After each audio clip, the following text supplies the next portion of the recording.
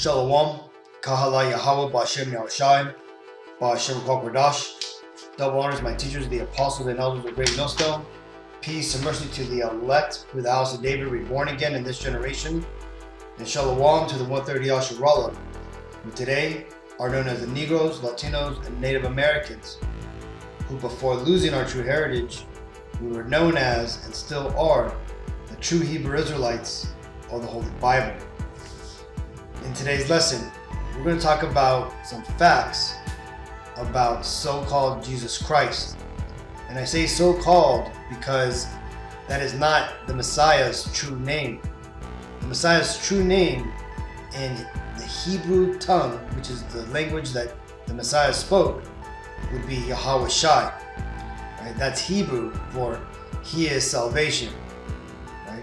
Now, before we get into some of these excerpts from these books that I found, let's go ahead and read this. This is Luke 8:17. For nothing is secret that shall not be made manifest, neither anything hid that shall not be known and come abroad.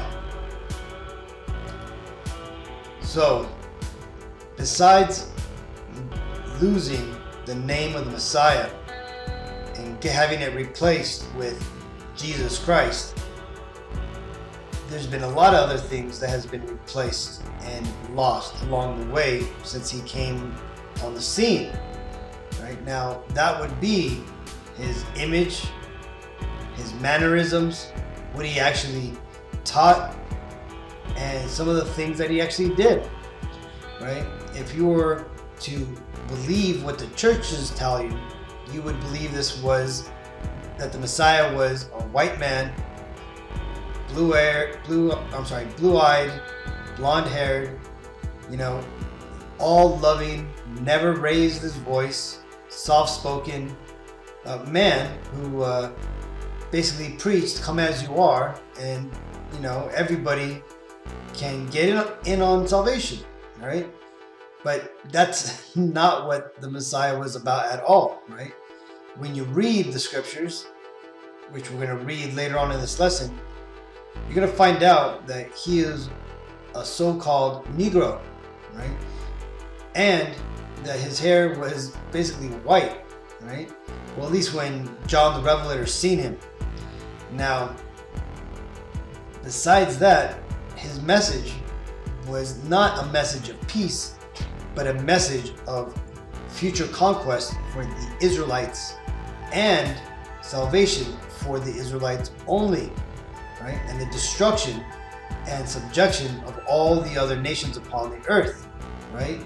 Basically, bringing Israel back into a rulership stance, right? That's the good news, that Israel would be redeemed and put back into the seat of rulership again, right? That's the gospel for the most part, right? Well, since then, there's been a lot of things lost, including when did the Messiah come? Now let's go ahead and take a look at the Bible timeline to have a better understanding of this. When you get into the Bible timeline, right, the Messiah, he came in what we would refer to as year zero, right? 0 AD, right? AD stands for Anno Domini, which is basically the year of our Lord, right? This was done around 300 AD by the Vatican, right? When they started changing the way that the world calculated the time, right? This is where you can get BC, before Christ, and AD, Anno Domini, right? Now, what's happened is in the Hebrew calendar, it never went that way, right? We went basically from year zero, from the creation, all the way to now, right? Which is like year 3000 something.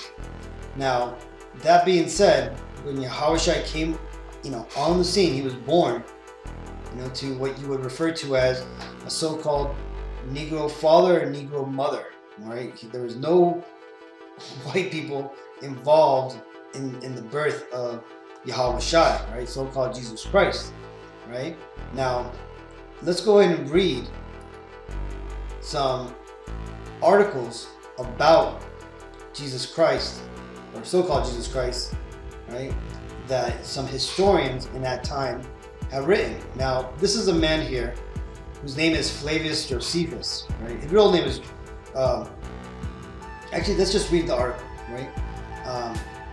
It says, and this is from the excerpt from the Antiquities of the Jews by Flavius Josephus, published in 93 AD, 60 years after the crucifixion of the Messiah. All right. Now, actually, Flavius Josephus, just so you know, he was the governor of Jerusalem at the time around 70 AD when the destruction took place. He was also a priest for the temple. Okay. Now, a lot of people within our ranks, see this man as a sellout, right? And he, when you read his biography and everything, he ultimately lived with a Roman family, which is where he gets the last name Flavius, right? That Roman family, their last name was Flavius, so he took on their last name, right? And the reason why he wrote these books, right, the Antiquities of the Jews and the Wars of the Jews, I believe. There were some other books too, is because he was trying to introduce the Israelites, who the Israelite people were, to the rest of the world. And in doing so, he basically told the story of us Israelites in a third-party person, right? He basically was explaining who we were to the Romans, right? And in doing so, he basically, how can I say, exonerated the Roman soldiers from the travesties they did. Like, for example, he basically says that the Romans weren't trying to burn the temple, but that it was done by accident, right? And he does this because, again, he knows which hand feeds him, right? His life was spared and he was brought into the Roman society, so that's why he was considered a sellout, right? But again, that's neither here nor there. I just wanted you to know a bit about this man, so we could read this excerpt, right? So it starts where it says, "Now, there was about this time Yahweh Shai, a wise man, if it be lawful to call him a man, for he was a doer of wonderful works, a teacher of such men as received the truth with pleasure. He drew over to him both many of the Jews and many of the Gentiles," right? And again, the Gentiles is referring to the Israelites that were basically living as Romans, as Greeks, as basically everything else other than their Israelites, right? Their Israelite heritage. He was the Messiah, and when Pilate, at the suggestion of the principal men amongst us, had commanded him to the cross, those that loved him at the first did not forsake him, for he appeared to them alive again the third day, as the divine prophets had foretold these and 10,000 other wonderful things concerning him, and the tribes of the Christians, so named for him, are not extinct at this day, right? And remember, this was in 93 AD. Remember, 70 AD, which is the year that the Roman Empire came down upon Jerusalem, destroyed the temple, destroyed all of Jerusalem, had banished the Israelites out of Jerusalem. A lot of them fled into Africa, and the rest fled into all around the world, right? Not the world, excuse me, but all around the Eastern world, right? Around the Middle East, right? And this was basically the Southern Kingdom, the so-called Negroes that this referred to, right? By this time, I think it was already like, close to about 700 years now that the Northern Kingdom, Latinos and Native Americans, had already come over to the Americas, the Western world, right? Well, this is talking about in 93 AD that the Israelites were still alive and well and kicking around the Middle East. And again, this is Flavius Josephus referring to his people, right? Continuing. Opportunity to exercise his authority, Festus was now dead, and Albinus was but upon the road. So he assembled the Sanhedrin of judges and brought before them the brother of Yahushua, who was called the Christ, whose name was James, and some others, and some of his companions. And when he had formed an accusation against them as breakers of the law, he delivered them to be stoned. But as for those who seemed the most equitable of the citizens, and such as were the most uneasy at the breach of the laws, they disliked what was done. They also sent to the king Agrippa, desiring him to send to Annus that he should act so no more, for that what he had already done was not to be justified, nay, son. Right? And this is ultimately just talking about how, so this right here, the main point of this is that this is an historic document, right? Something that's not a religious writing, but a historic document that actually points that so-called Jesus actually existed, that he was a real man during the secular period, okay? So that's the first installment. Now, one scripture I want to get is to show you, man, that these devils, the ones that are in power now, the Edomites, and basically all these other nations around us, that they had always sought to rewrite the Bible, right? This is why you have the so-called Jesus as you have portrayed today, right? A soft-spoken white man who basically says love everything. But it tells you here in 1 Maccabees 3:48, and laid open the book of the law, wherein the heathen had sought to paint their likeness of their images. Right? So that right there is proof that the Bible would be tampered with to a point where these devils in rulership now would try to write themselves into it. Well, we all know that the Bible, being divinely protected, can't be modified. Now, yes, there's different translations and things that have adulterated the Bible, but the ultimate truth of the Bible is still able to be found by going into translations like the 1611 King James Version, or the straight up King James Version, or even the NLT Bible and some other translations. But for the most part, these devils have only been able to adulterate the images of Christ, the narrative outside of the Bible.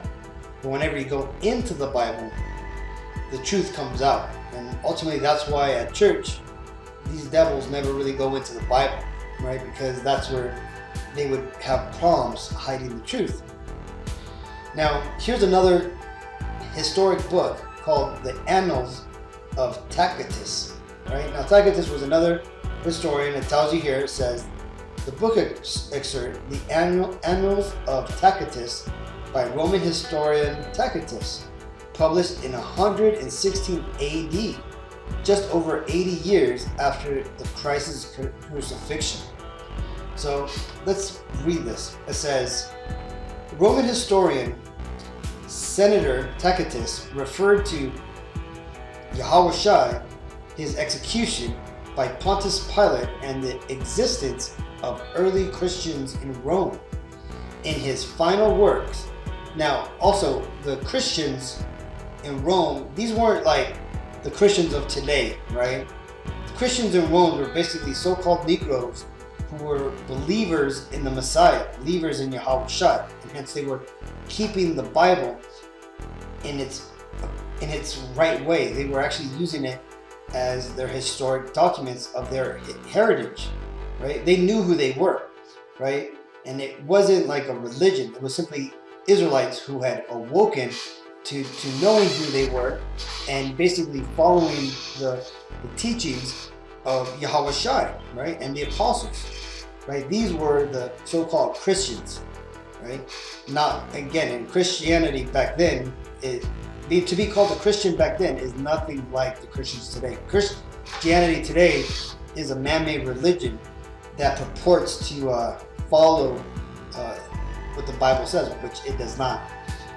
Continuing, early Christians in Rome, in his final work, Annals, written circa AD 116, book 15, chapter 44. The scholarly consensus is that Tacitus' reference to the execution of Yahweh Shai by Pontius Pilate is both authentic and of historic value as an independent Roman source. Paul Eddy and Gregory Boyd argued that it is firmly established that Tacitus provided a non-Christian confirmation of the crucifixion of Jesus. Their abominations called Christians by the populace Christos, which is what Tacitus referred to as Yahweh Shai as, Christos, from whom the name had its origins, suffered the extreme penalty during the reign of Tiberius at the hands of one of our procurators, Pontius Pilate, and a most mischievous superstition, thus checked for the moment, again broke out not only in Judea, the first source of the evil, but even in Rome. And that happened because the apostles, man, they had went all over the known world at that time, man, to preach the gospel. And that's why the truth got over to Rome all the way from Jerusalem, where all things hideous and shameful from every part of the world find their center and become popular.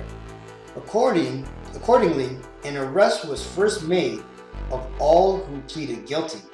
Then upon their information, an immense multitude was convicted, not so much of the crime of firing the city as of hatred against mankind. Mockery of every sort was added to their deaths, right? And this is ultimately because you had people like the emperors and Nero. They had blamed the fires in Rome and the destruction and the crime in Rome on the Israelites, right? The so-called Negroes.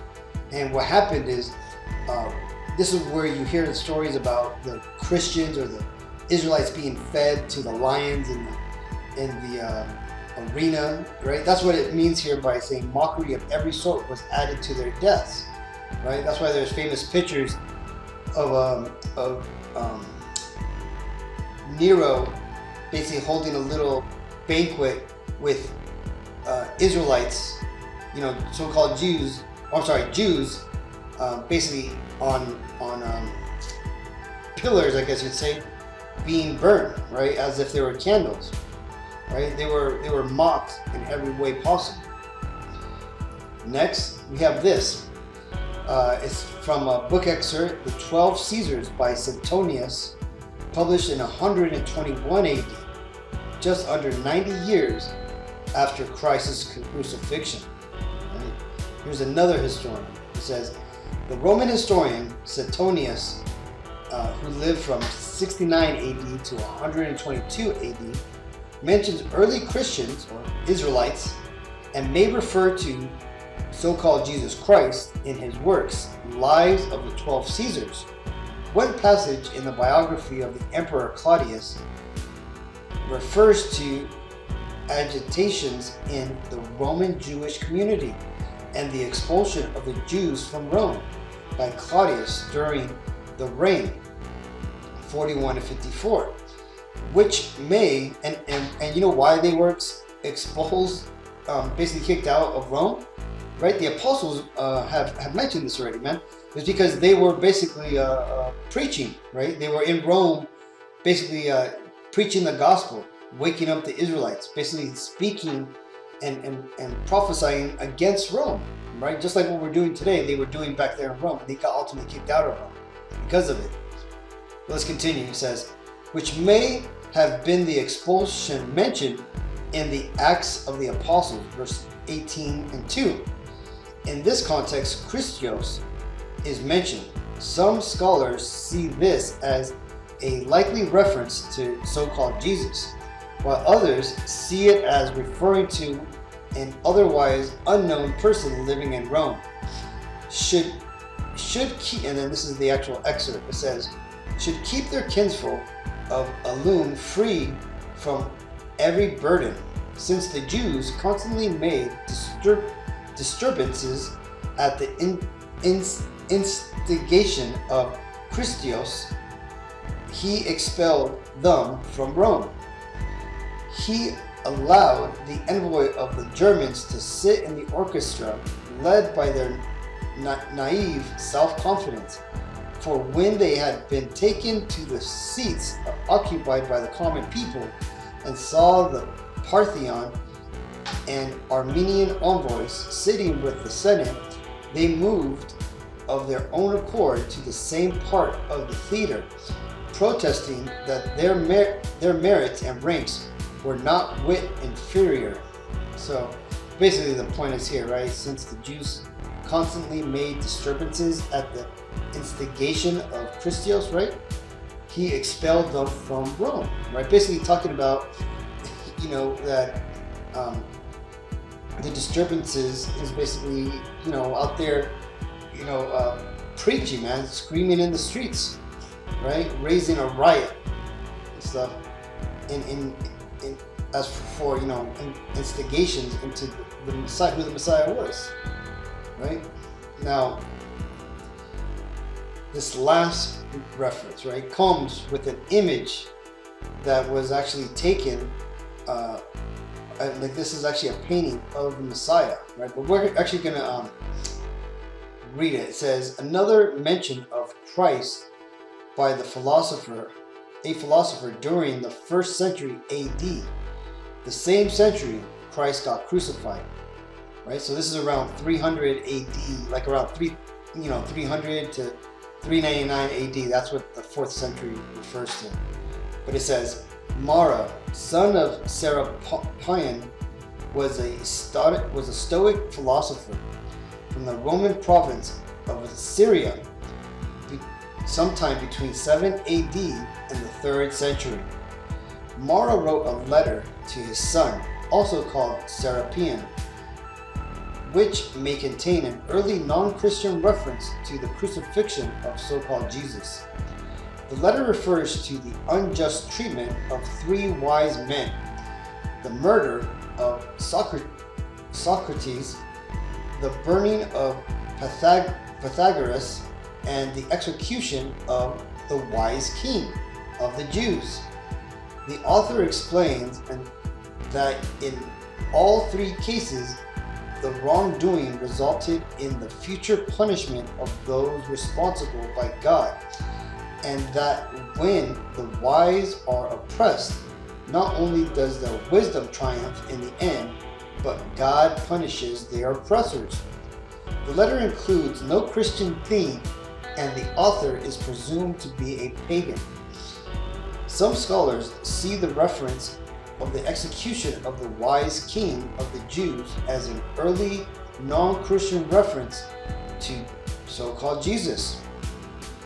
Criteria that support the non-Christian origins of the letter include the observation that the King of the Jews was not a Christian title, and that the letter's premise that so-called Jesus lives on through the wisdom of his teachings, in a contrast to the Christian's concept that so-called Jesus continues to live through his resurrection.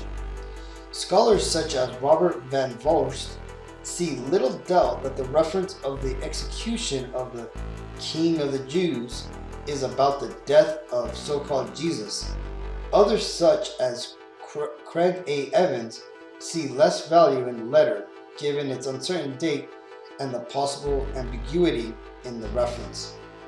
But again, the point here is that this letter, written, in the 1st century, right, which is basically from 0 AD to, 99 AD. Obviously, it was written after 33 AD, which is when the Messiah was crucified, right? This was written because it referenced him, and he is the wise king of the Jews that is in this letter, right? So this shows you, man, that Yahweh Shai was an actual man who lived and was on the planet, did do things that people, heard about, right? This is why he's being referenced and mentioned, right? On the picture on the left here, it tells you it's a 4th century AD portrait of Christ, right? So this is what, in around the 300 ADs, this is what somebody drew the Messiah as, right? A so-called Negro, because that's, that's what he was, and this is what people understood he was like. And let's go ahead and read, just so that way, you understand that the Messiah wasn't a white man, right? And his image can be found here in Revelation 1, starting at verse 13. And in the midst of the 7 candlesticks, one like unto the Son of Man, meaning that's Yahweh Shai, clothed in a garment down to the foot, and girt about the paps with a golden girdle. His head and his hairs were white like wool. You see, so that means his hair on the top of his head and his beard were white and like wool. Okay? As white as snow, and his eyes were as a flame of fire, and his feet like unto fine brass, as if they burnt in a furnace, and his voice as the sound of many waters. And he had in his right hand the 7 stars, and out of his mouth went a sharp 2-edged sword, and his countenance was as the sun shineth in his strength. Right? So this right here would be the proper depiction of what the world knows as Jesus Christ. Okay, this is the biblical image of what he would look like. Okay, now if you're unaware, this is what white woolly hair and a white beard would look like, okay? And this is what burnt brass actually looks like, right? It looks just like the color of this man here. So when you look at this image, this is the image of the Messiah, okay? And those excerpts that I had just read to you are historic facts and basically evidence that the Messiah was a real man that existed upon the earth, who walked amongst us, right? And again, this man is now a God living, in the higher dimension, and he is soon to come back, right? And when he comes back, he's going to become the ultimate ruler of the whole world, right? And he's going to rule the world jointly with the Israelites, the Negroes, Latinos, and Native Americans, right? Well, hopefully this video was edifying. Until the next time, I want to give all praises to Yahweh Ba'Shem Yahushai, Ba'Shem Kokwadash. Double honors my teachers, the apostles and elders of Great Millstone. Peace and mercy to the elect. Shalom.